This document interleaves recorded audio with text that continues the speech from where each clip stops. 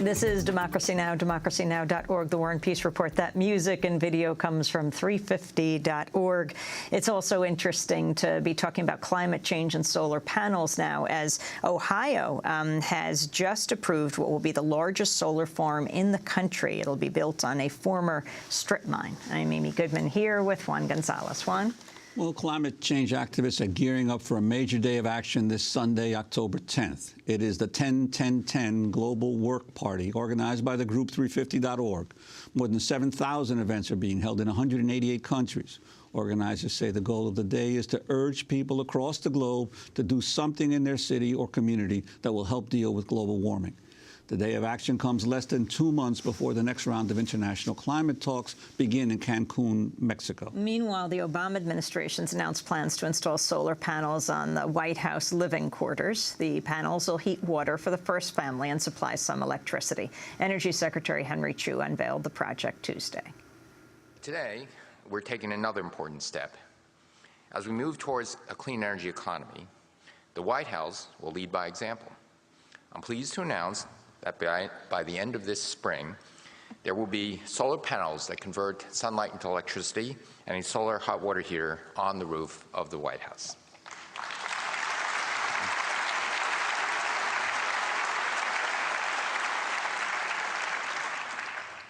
It's been a long time since we've had them up there. These 2 solar installations will be part of a Department of Energy demonstration project. The project will show that American solar technology is available, reliable, and ready to install in homes throughout the country. Around the world, the White House is a symbol of freedom and democracy. It should also be a symbol of America's commitment to a clean energy future. That's Energy Secretary Stephen Chu. Well, the move to install the solar panels comes 1 month after the White House rejected a proposal by Bill McKibben of 350.org and students from Unity College to reinstall the White House solar panels used by President Carter in the 1970s. The panels were later taken down by President Reagan. Joining us now in Washington is Jamie Henn, co-founder of 350.org. Welcome to Democracy Now! Thank you very much. Well, Jamie, were you surprised by the White House announcement? We were a bit surprised, and we were very pleased because when we came down in Washington before, the White House really played this with a poker face. They said that they were in a deliberative process to discuss putting solar panels back up on the roof. And so it's good to see that a mere month later and just before this big global day of action this weekend, that deliberative process seems to have come to an end. We've really taken a step forward in promoting solar power and renewable energy all across the country with this move. So, Jamie Henn, we had in our studio Bill McKibben and the students from Unity College in Maine who'd done something very interesting. Someone at Unity College had been doing some research and saw that, Jimmy Carter had put the solar panels on the White House, and then Ronald Reagan took them off the White House roof.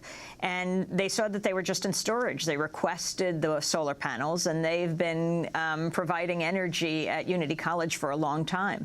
So the students took one of those solar panels to bring them back to the White House. And though the White House rejected the Carter panels, they are putting up these. Now, this move comes just as Jamie, 350.org, is coordinating these hundreds and hundreds of actions. Describe what's happening on Sunday, 10-10-10. Well, it's really amazing, Amy, and I've actually spent most of my time stuck behind a laptop just watching these actions flow in from around the world. In the last 24 hours, more than 500 new work parties around the planet have signed up.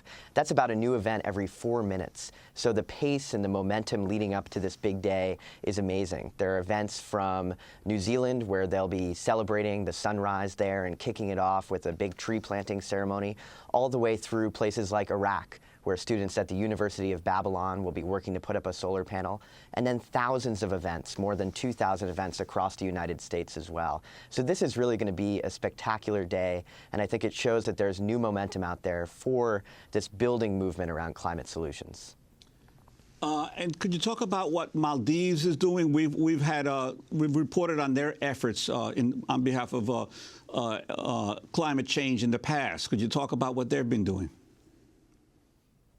Definitely. Well, President Nasheed of the Maldives had made an announcement a little while ago, before we got in the news about the Obama White House, that he would be getting up on the roof of his official presidential residence in the Maldives and putting up the solar panels himself, not just making an announcement. So just the other day, President Nasheed was up on the roof. He's a former carpenter, actually, so he knew his way around, and he put the finishing touches on a new set of solar panels that was donated by a California company, Sungevity. So we'll have to wait and see until the spring to see if President Obama will get up on the roof and help out with his installation as well. But the amazing thing is that these types of moves from notable world leaders really does help push this discussion forward. It is a symbolic act, but it's also a really important one that helps build momentum for people all across the planet who are getting to work on solutions and looking for, finally, some real leadership from our political leaders on moving this discussion forward. Jamie, I also wanted to ask you about the upcoming climate talks in Cancun. There's an article in today's New York Times titled "Poor Prospects for New Climate Meeting."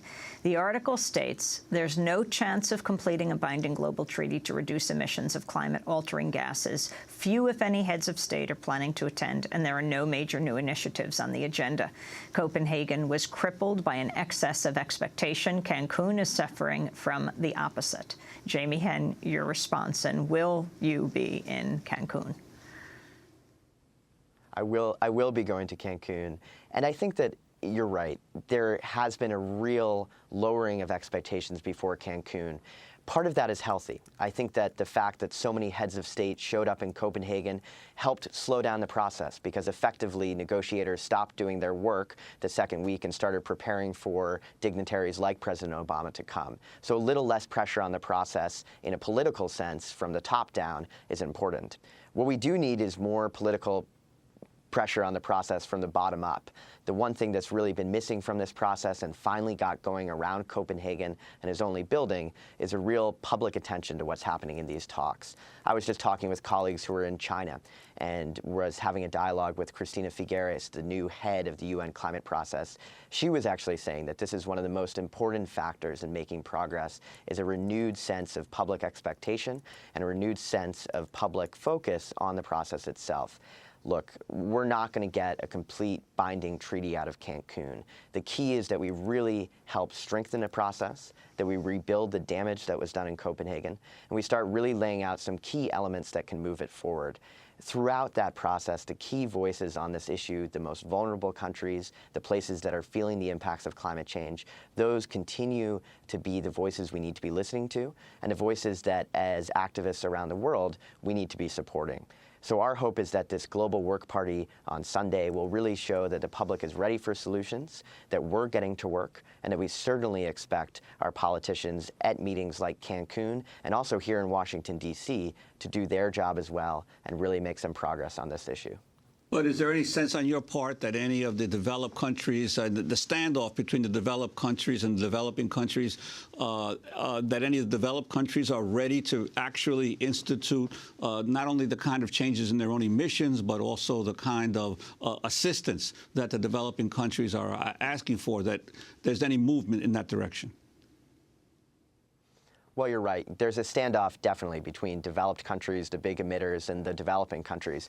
In a sense, there isn't a standoff from the developing countries' point of view. Many of them are racing ahead with solutions already. The most recent round of talks took place in China, and I think that a lot of people who were there were stunned to really see the work that's happening there on the ground, from the student level, where we have over 300 events this weekend, to the government level, where they're really pushing clean energy. In terms of the need for the U.S. to really step up and show some leadership and other developed countries, that's what this weekend is about. We do need much more public pressure, not only for domestic change here in the U.S. and building a clean energy economy here, but really ratcheting up the case for an aggressive investment worldwide, and the U.S. stepping up to its responsibilities as the largest historic emitter to really promote a clean energy economy that's fair and just around the world. Jamie, we're beginning to see some 10 promising seconds. signs of that. Explain 350.org. What does 350 mean? 10 seconds.